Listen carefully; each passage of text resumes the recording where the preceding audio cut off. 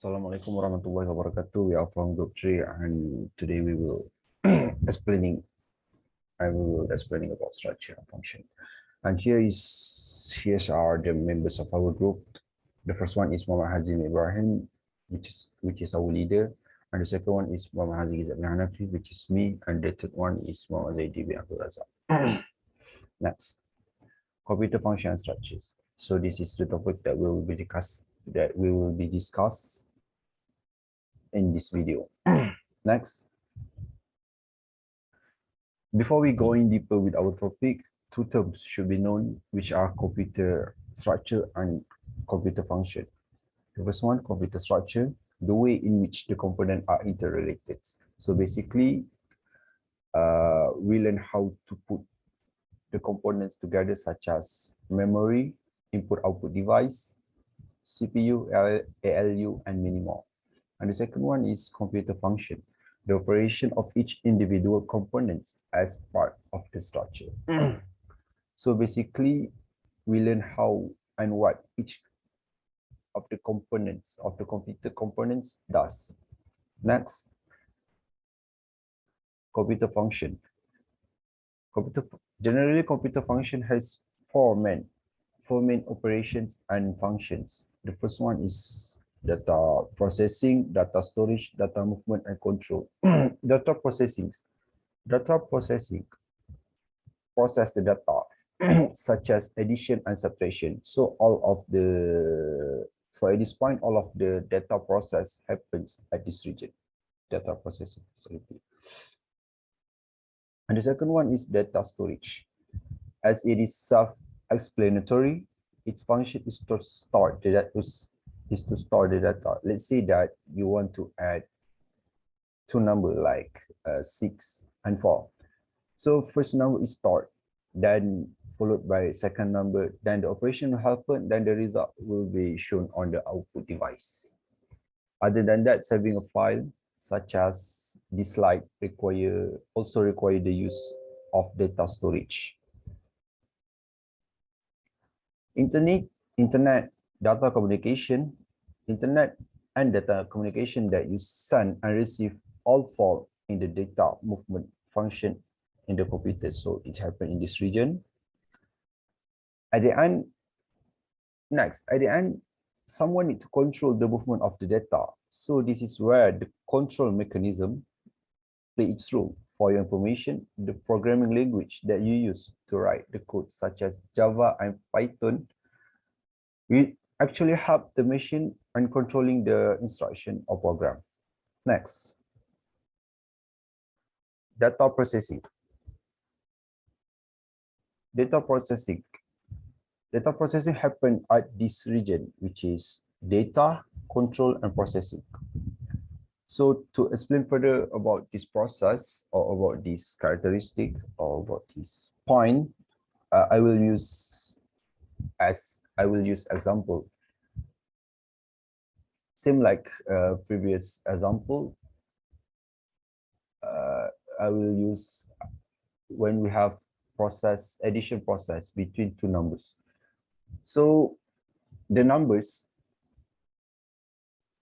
or the data will get from the input device, and then the control function or control unit will then be transfer the data to the processing unit to be processed. Next, data storage. So for the data storage, I will also use example same like previous one. I will also use addition between two numbers. So addition between two numbers, which are 6 and 4, which is 6 and 4. So the data or the numbers will then be gotten by input device such as keyboard, and the data will be temporarily storage at the data unit. Then it will then be transferred by the control to the processing part to be processed. Same goes to be processed, and it is called the short-term memory. And next, for the long-term memory, when we want to save a file or this slide into the computer. Next, data movement. So for the data movement, it will happen at this region between the movement and control. So for the data movement, we want to send and receive the data. So for the input-output devices, example of input-output devices is scanner, keyboard, monitor, and a lot of others. We generally call them peripherals components. They stop the external device that we use. And the data communication, all of the movement of the data happen at this region. We say that all of the movement of the data happen at this region, and we must have the control function to control all of this operation. Next, control. It is the most important function, as this function is the one responsible for the data movement, movement, timing, and everything that related to these four components, which are movement, control unit, data unit, and processing unit. Next, we have computer structure. So for this part, I will only explain about the computer part. This one, not the CPU part or control unit, as will be explained or be further explained by brother Mohamad Zaidi. Okay. So as we can see, computer structure has four main components, which are input-output device, main memory, system bus, and CPU. The most important components among these four is CPU. CPU basically does whatever that we want to do. CPU is responsible to control the operation of the computer and perform its data processing. Next, we go to the main memory. So basically, main memory is used to store the data. To further explain, I will also use example as this previous one. The example of addition between two numbers, which are 6 and 4.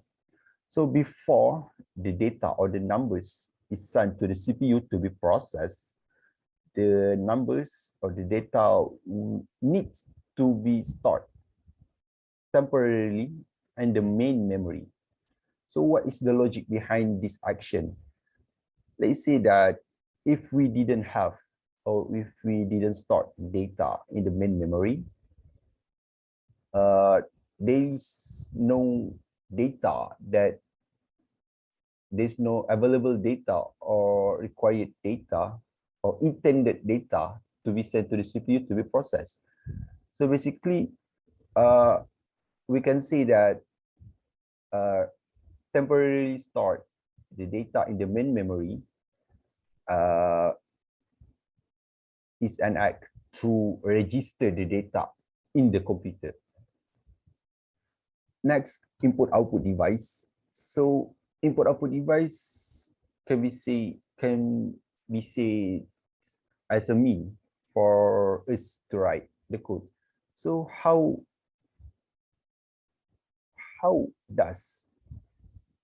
do you write a code?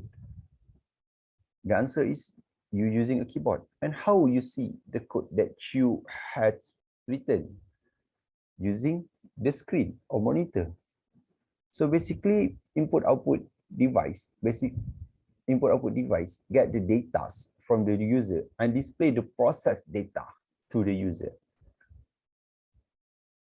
And also, we need to have a system that communicates the data between this input-output device, main memory, and CPU. And it is called system interconnection. Example of system interconnection is by using a system called system bus. As you can see here, system bus. System bus will consist of millions of wires that connect with these three components. This wire is what enable the system bus to be connected, or enable system bus to freely connect or freely communicate the data. That's all from me. Thank you. Assalamualaikum warahmatullahi wabarakatuh.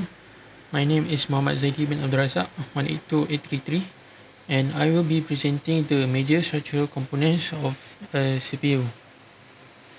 First off, we start with what's inside the CPU, which are the registers, the control unit, and the ALU.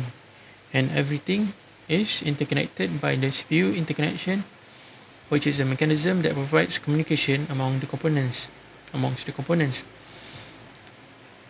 And then we look into the control unit, which fetches, decodes, and executes instructions from the RAM. It also issues control signals that control the hardware, and also moves the data around the system. So basically, the control unit acts as a manager inside the computer. Next, we look into the ALU, which performs arithmetic and logical operations or decisions.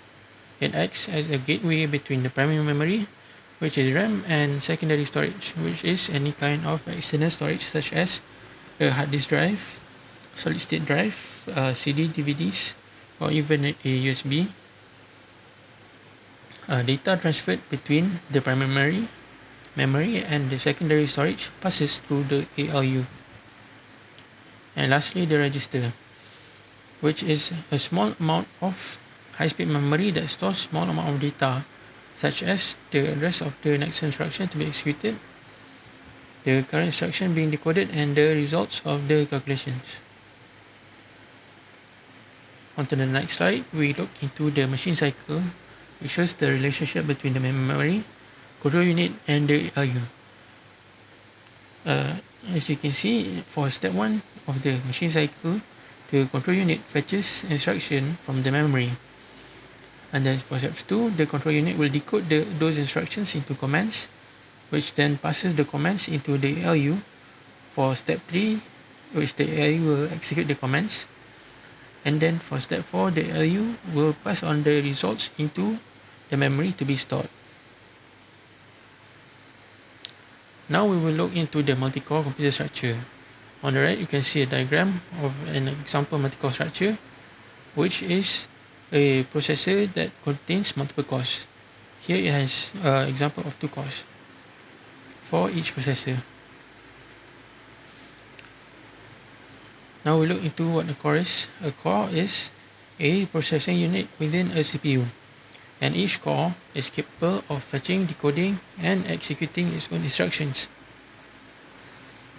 The multi-core computer structure allows to make communication in between entire available cores, split all processing tasks, and then assign them accurately.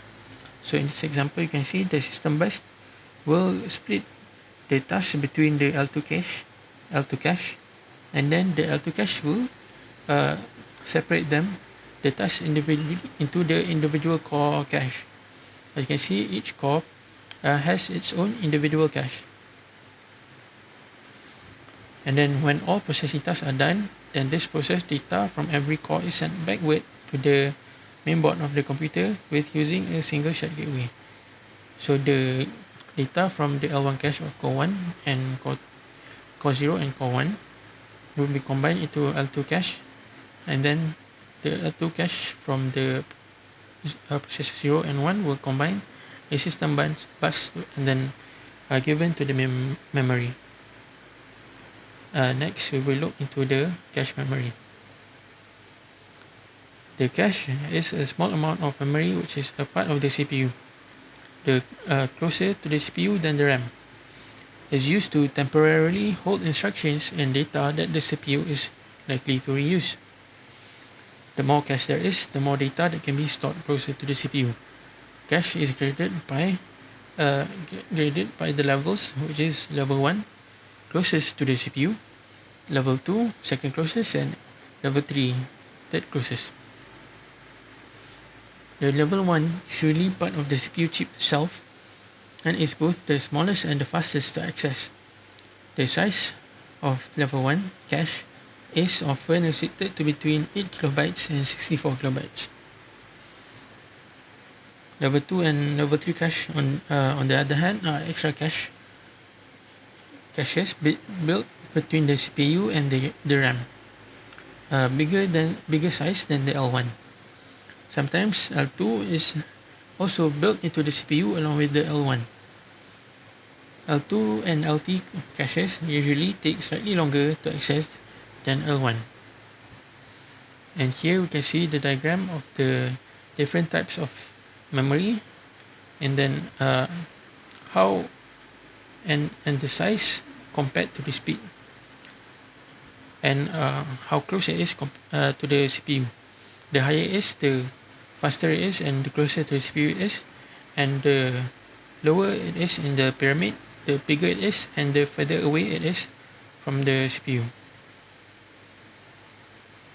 And that's all from me.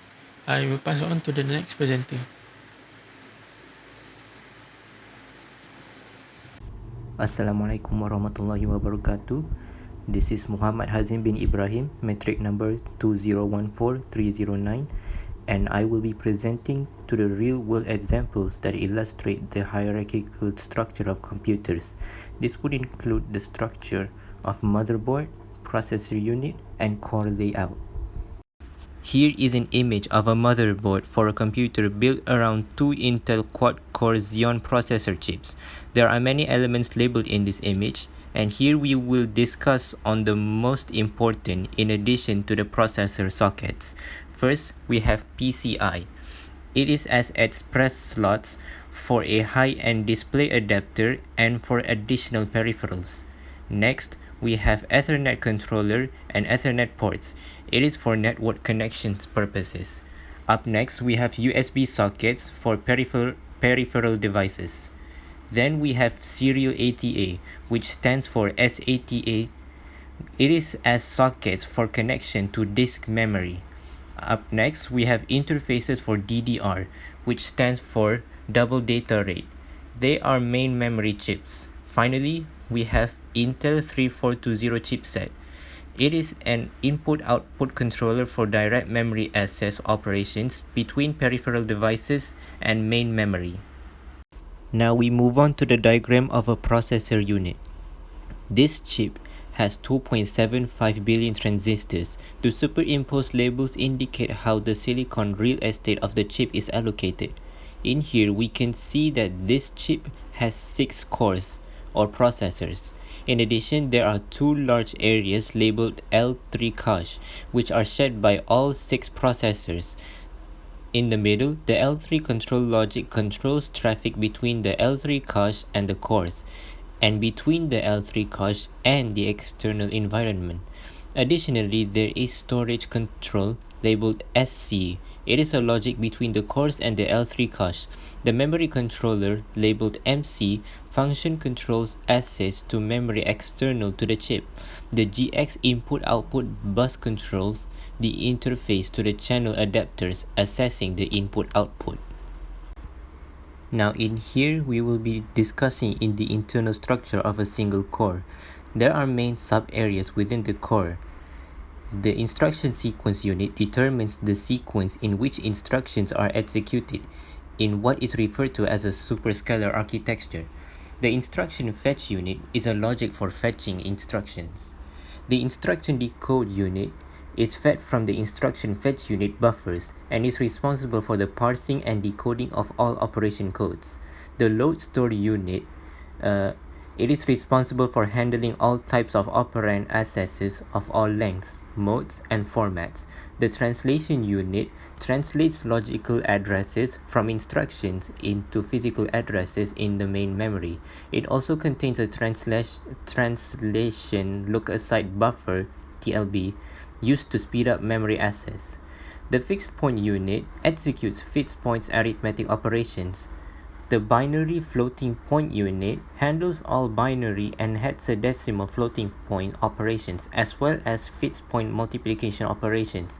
Meanwhile, the decimal floating point unit handles both fixed point and floating point operations on numbers that are stored as decimal digits.